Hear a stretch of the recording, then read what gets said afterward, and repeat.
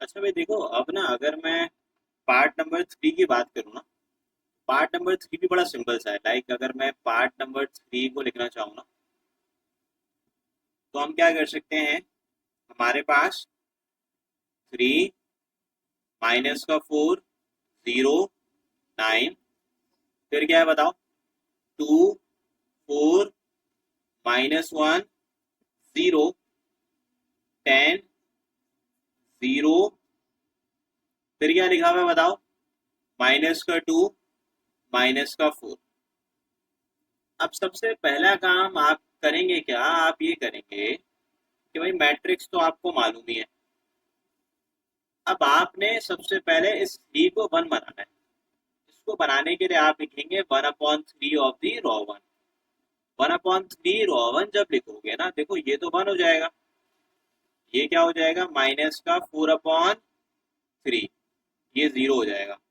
9/3 कितना होता है बताओ, 3 होता है। बाकी ये देखो 2, 4, -1 और 0 रहेगा वैसे ही।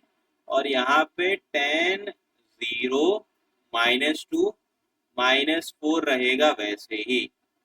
अब आप आगे क्या करेंगे, अब आप आगे एक सिंपल सा काम ये करेंगे कि वन के नीचे वाले एलिमेंट को आप बना देंगे जीरो। इसको बनाने के लिए आपने एक सिंपल काम करना है, टू की साइन चेंज कर दो, -2 रॉ वन लिखोगे और रॉ टू पे ऐड कर दोगे।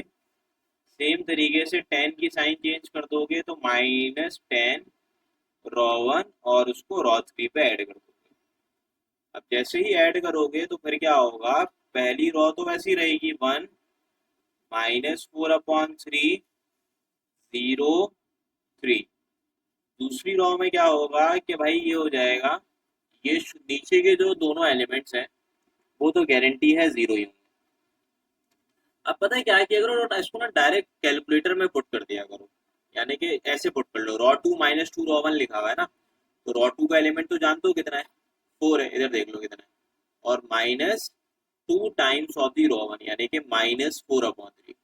तो इसको बस आप डायरेक्ट कैलकुलेटर में पुट करेंगे तो गलती होने के चांसेस भी कम होंगे और सवाल जल्दी भी सॉल्व हो जाएगा। वो इनिशियली मैंने लिख के सारे बताए थे, लेकिन अब मैं डायरेक्ट मतलब डायरेक्ट कैलकुलेटर में पुट करूंगा। बस इसको पुट करोगे, इसको अगर आप जब कैलकुलेटर में डायरेक्ट पुट करेंगे ना, तो ये 20/3 आ रहा होगा। आप चेक करें क्या ये 20/3 आ रहा है। इसी तरीके से आपने सेम काम करना है, एलिमेंट चेंज करोगे बस, -1, -2 रॉ वन जीरो है, जीरो के नीचे चेंजेस आती नहीं है, -1 ही रहेगा ये। अब थ्री के नीचे जीरो लिखा हुआ है, लेकिन थ्री कुछ ना कुछ चेंजेस लेकर आएगा इसमें। यानी कि आप लिखेंगे 0 -2 times of the raw one यानी कि 3, यानी कि ये तो -6 हो जाएगा। ठीक है। अब अगेन रही बात यहाँ पे, अब इसके नीचे क्या आएगी चेंजेस। अब इधर क्या लिखा हुआ है, 10 times of raw one raw three में ऐड करना है। रॉ थ्री का एलिमेंट कितना है, 0, -10 times of the raw one कितना है बताओ, -4/3। तो ये 10 4 द 40, ये हो जाएगा 40/3। सिमिलरली अगर मैं आपसे बात करूं, तो -10 times of the raw one यानी कि भाई आप इसको -10 से मल्टीप्लाई करोगे तो ये 10 हो जाएगा। 10 -2 कितना होता है बताओ, 8 होता है। अब इस जीरो के नीचे, मतलब जीरो के नीचे अगर तुम चेंजेस लाना चाहो, सॉरी तो ये मैंने गलत लिखा है, क्योंकि ये जीरो से मल्टीप्लाई होगा ना, रॉ वन से मल्टीप्लाई कर रहे हैं, तो ये -2 हो जाएगा। सेम तरीके से थ्री को मल्टीप्लाई करेंगे -10 से, तो -30 हो जाएगा और -34 यहाँ आ जाएगा। ठीक है, क्लियर है यहाँ तक। अब क्या करेंगे देखो, अब आप ये जो 20/3 लिखा हुआ है ना, इसको आप बनाएंगे वन। तो इसका रेसिप्रोकल क्या होगा 20/3 का, 3/20 हो जाएगा। तो आपने यहाँ पे वन लिखना है, माइनस का 4/3, 0, 3, ये हो जाएगा 0, ये हो जाएगा 1, ये हो जाएगा माइनस का 3/20। -6 को मल्टीप्लाई करते हैं 3/20 से और देखें क्या आ रहा है, -2 ये आ रहा है, -9/10। ठीक है, 40/3 रिमेन सेम, -2 सेम रहेगा, -34 रहेगा सेम। अब वन के नीचे you have to make zero. अब रॉ टू बनाएगा जीरो, तो रॉ टू को मल्टीप्लाई कर दोगे -40/3 से, और उसको रॉ थ्री पे ले जाके ऐड कर दोगे। अब जैसे ही ऐड करोगे तो फिर क्या होगा कि शुरू की दो रॉ तो बिल्कुल सेम ही रहेगी, क्योंकि चेंजेस अब रॉ थ्री पे आएगी। तो आप यहाँ लिख देंगे वन, यहाँ लिख देंगे -4/3, यहाँ लिख देंगे जीरो, यहाँ लिख देंगे थ्री, यहाँ आ जाएगा जीरो, यहाँ आ जाएगा वन, यहाँ आ जाएगा -3/20, माइनस का 9/10, ये जीरो हो गया और ये भी जीरो हो गया।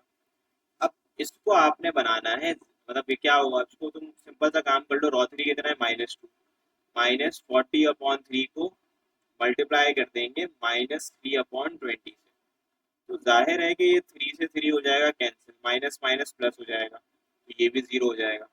अब इसमें देख लो इसमें क्या हो रहा है, -34 -40/3 of the rho 2 is 9/what, -9/10।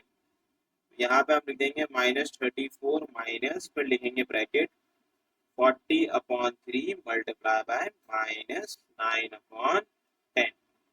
ये आप लिख देंगे। जब आप ये लिखेंगे you will get -22 here. At last आपने क्या करना होगा, इस -22 को भी वन बनाना होगा। इसको आपने वन बनाने के लिए you just have to multiply it with the, आपने क्या करना है, इसको फिर रेसिप्रोकल से मल्टीप्लाई करते हैं। जब आप रेसिप्रोकल से करोगे ना मल्टीप्लाई, तो देखो यहाँ पे आपके पास ये आ जाएगा वन, ये आ जाएगा -4/3, ये आ जाएगा जीरो, ये आ जाएगा थ्री, ये हो जाएगा जीरो, ये होगा वन, ये हो जाएगा -3/20, ये हो जाएगा माइनस का 9/10, ये तीनों विल बिकम जीरो और दिस विल बिकम वन। ठीक है, अब वन वन के नीचे जीरो आ गया, तो आप कहेंगे कि भाई this is the required echelon form.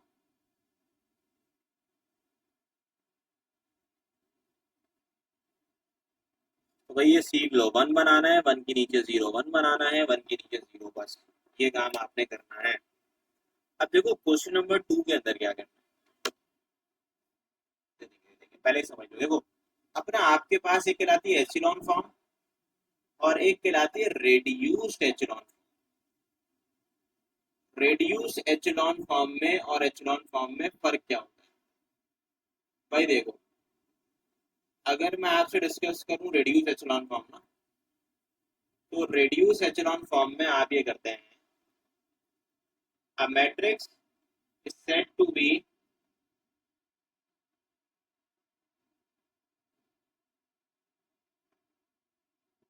a matrix is said to be in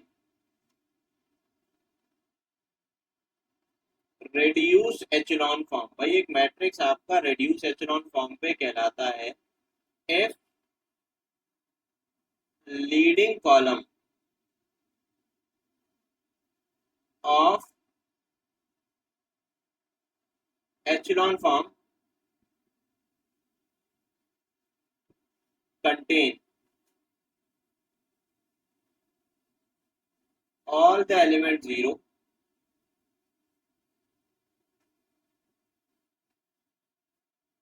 except the leading element।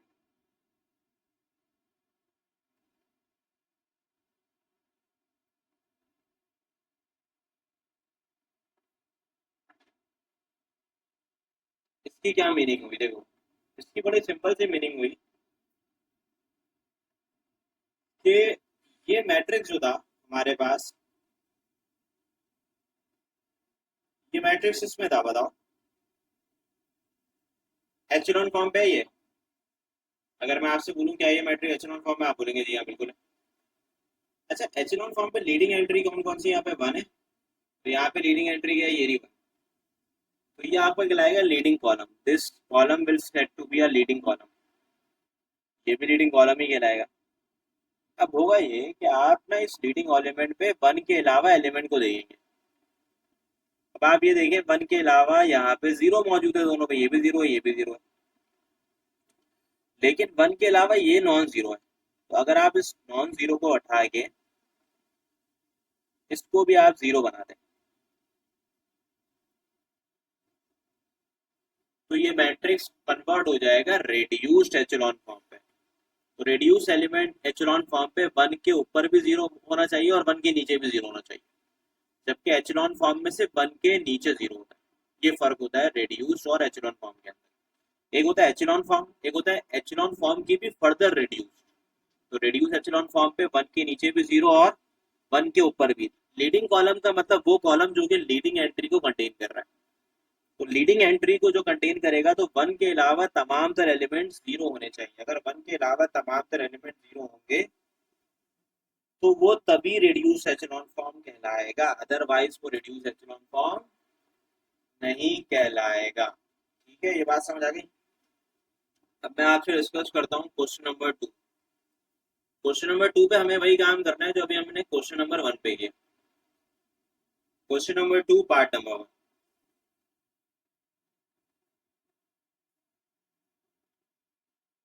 भाई ये हो गया 3 5 4, ये क्या हो जाएगा बताओ? 4 1 5, ये क्या हो जाएगा? 7 6 और 3।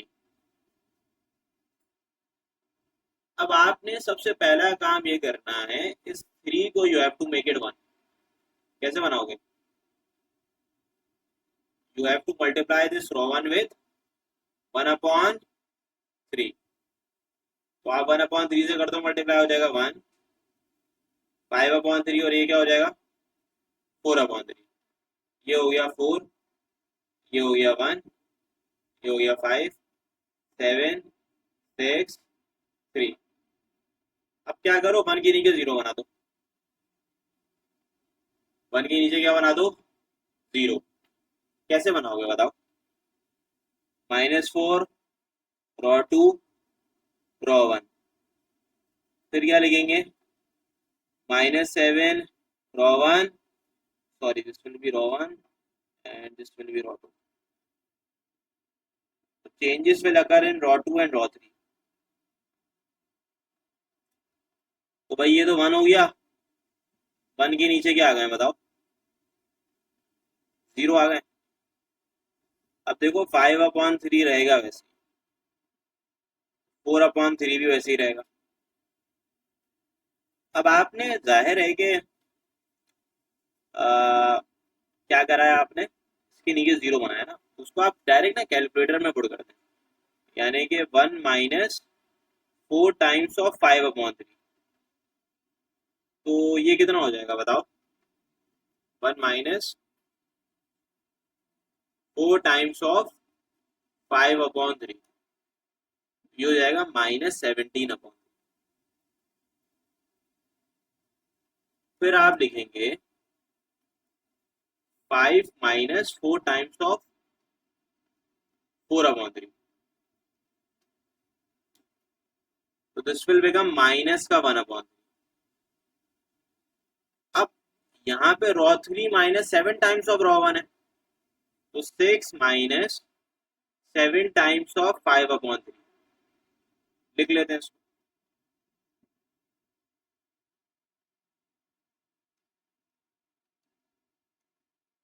तो दिस विल बिकम माइनस का 17 अपॉन 3। फिर यहाँ पे लिखोगे 3 टाइम्स -7 अपॉन 4 अपॉन, तो कैलकुलेटर में पुट कर देता हूँ। ये रफ कॉलम है, ठीक है, वो मैं सिर्फ बता रहा हूँ कि मैं कर क्या रहा हूँ। तो दिस विल बिकम माइनस का 19 अपॉन 3। अब मुझे बताओ अगला काम क्या करूंगा?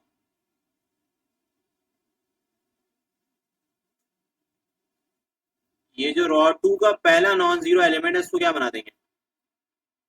1 बनाएंगे। कैसे बनाएंगे 1? -17 अपॉन 3 का रेसिप्रोकल क्या होगा?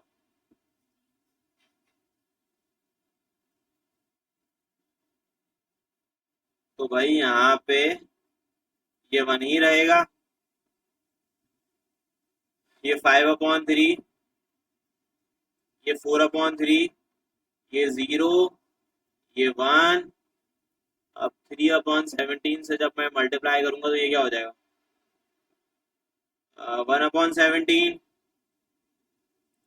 अब ये रहेगा वैसे।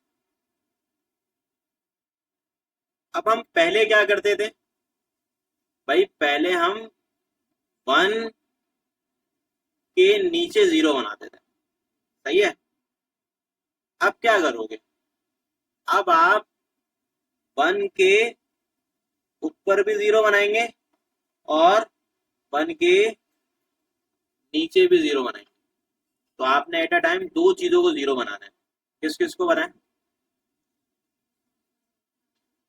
इधर इधर देख लो, देखो पहले तो आपने रॉ 3 को बनाना है, तो आप लिख देंगे रॉ 3 प्लस 17/3 रॉ 2, और साथ साथ आप लिख दें रॉ 1 माइनस 5/3 ऑफ रॉ 2। तो इससे फायदा ये होगा कि भाई 0, 1, 1/17, ये देखो ये 1 के नीचे 0 हो जाएगा और ये भी 0। याद रखना 0 के ऊपर चेंजेस कोई नहीं आती, यानी कि ये तो बन ही रहेगा, ये हो जाएगा 0। अब आपने क्या करना है, देखिए भाई ये कुछ ना कुछ इस पे और इस पे चेंजेस लेके आएगा, नॉन जीरो एलिमेंट कोई ना कोई चेंजेस लेके आता है। तो पहले हम इसको देखते हैं कि इसमें क्या चेंजेस आ रही है। उसमें हम लिख देंगे -19/3, यानी कि raw 3 plus 17/3 of the raw 2। एक तो ये होगा ऑपरेशन, एक ये रखना होगा, और फिर क्या लिखा हुआ है, raw 1 4/3 minus 5/3 of the raw 2। Raw 2 कितना है बताओ, 1/17। इन दोनों को पुट कर दो। ये किसके लिए है, ये रॉ 3 के लिए है और ये रॉ 1 के लिए है।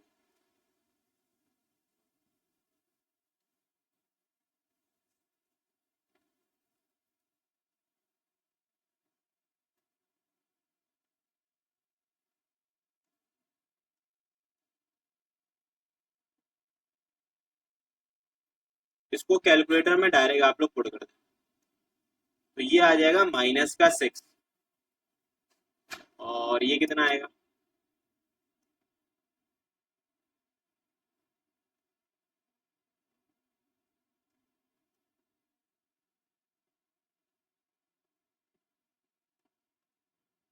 ये आ जाएगा 21/17। अब जो आखिरी काम करोगे वो क्या है, देखो अब दोबारा से इस -6 को बनाओगे 1, कैसे बनाएंगे, रेसिप्रोकल से मल्टीप्लाई करेंगे। तो भाई ये हो जाएगा 1, 0, 21/17, 1, 0, 0, 0, 1, ये रहेगा वैसे। अब रेड्यूस एचेलॉन फॉर्म का मसला ये है कि 1 के नीचे भी 0 होना चाहिए और 1 के ऊपर भी। तो 1 के ऊपर तो 0 नहीं बना हुआ, उसको बनाओ फिर। लास्ट स्टेप इसमें ये करना पड़ेगा कि raw 2 minus 1/17 of the raw 3, क्योंकि रॉ 3 का 1 ही इन दोनों को 0 बनाएगा। फिर आप लिखेंगे raw 1 minus 21/17 of the raw 3। तो फिर क्या होगा भाई, फिर ये होगा कि ये आपके पास, अच्छा 0, ये जो दो 0 है ना, ये आपके एलिमेंट को कभी चेंज होने नहीं देंगे, यानी कि भाई ये सारी चीजें तो सेम ही रहेंगी। चेंजेस क्या होगी, ये 1 होगा, ये दोनों ऊपर को क्या बना देंगे, 0 बना देंगे। तो this is the required echelon, reduce echelon form. तो आप बोलेंगे कि भाई ये आपकी रिक्वायर्ड रिड्यूस्ड एचेलॉन फॉर्म, ये आपकी रिक्वायर्ड reduced echelon form। ये काम आपने लाजमी करना है, इसको आप एक नजर देख लें कि आपने इसके अंदर किस तरीके से करना है। इसके अंदर ये कि वन के ऊपर और वन के नीचे भी जीरो बनाना